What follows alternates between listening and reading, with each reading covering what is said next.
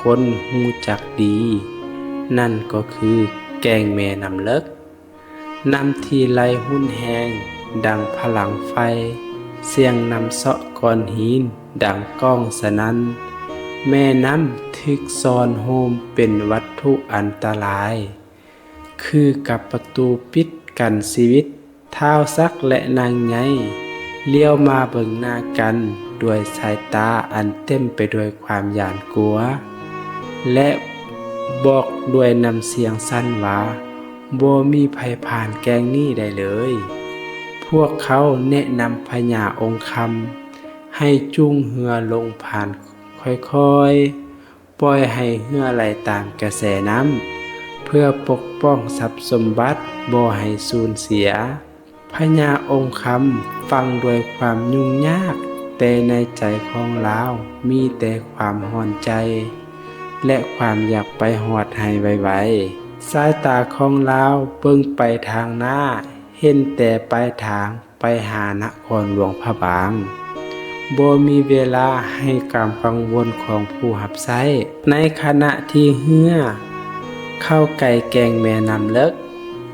เสียงน้ำคือกับสัตว์ดุร้ายคำรามนางไงจับมือเท้าซักไว้แน่นตาเต็มไปด้วยความหยาดกลัวเท้าซักพยายามเก็บกำลังใจแต่ในใจก็หยาดกลัวบ่น้อยการตัดสินใจที่พญาองค์คำจะเฮ็ดต่อไปบ่เพียงแต่กำหนดชะตากรรมของลาวแต่ยังอาจกำหนดชะตากรรมของทรัพย์สมบัติทั้งหมดที่มีและในขณะนั้นเองท้าวซักและนางไงก็ได้เว้าแจ้งๆกับพญาองค์คำอีกเทื่อนึงว่าควรจะจูงเหือผ่านลงค่อยๆบ่ควรท้าทายกระแสน้ำที่ไหลหุ้นแหงแต่ด้วยความใจร้อนและความอยากไปฮอดเมืองหลวงให้ไวที่สุดพญาองค์คำบ่ฟังคำตักเตือน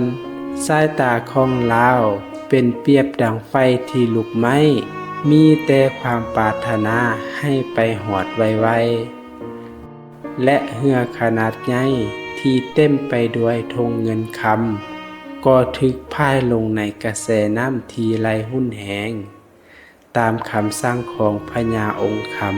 ำคืนน้ำไหลแห้งเซาะกับก้อนหิน